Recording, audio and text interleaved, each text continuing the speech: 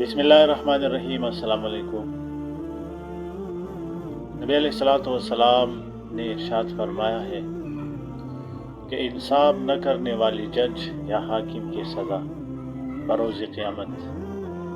حضرت معقیل بن سنان الشجاعی رضی اللہ تعالیٰ عنہ سے روایت ہے کہ رسول اللہ صلی اللہ علیہ وسلم نے فرمایا، ما من احد یکون علی شیء من امور هذه الامة قلت ام کثرت فلا يعدل فیہ الا کبہ اللہ فی النار۔ جس شخص کو بھی اس امت کی قلیل یا کثیر معاملات کی ذمہ داری ملی، پھر وہ ان کے درمیان عدل و انصاف نہ کرے تو اللہ تبارک و تعالیٰ اسے منہ کے بل جہنم میں گرائے گا۔ اس حدیث مبارک میں ظالم قاضی یا جج اور حاکم کے بارے میں شدید وعید ذکر ہوئی ہے کہ انہیں اندھے منہ دوزخ میں گرایا جائے گا۔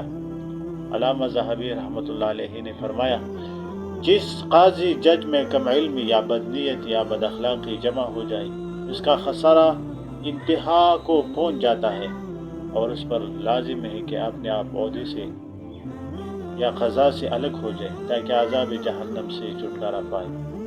یعنی جس قاضی یا جج اللہ تبارک و تعالیٰ کے لوگوں کے درمیان عدل اور انصاف قائم کرنے کی بجائے اپنی بدنیتی اور اپنے بد اخلاقی کے فیصلے جاری کرے تو اس کے دنیا بھی برباد ہوگی اور آخرت میں اس کا عذاب اللہ تبارک و تعالیٰ کی عظیم پیغمبر صلی اللہ علیہ وسلم نے فرمایا کہ اس کی منہ بل جہنم میں گرائے گا۔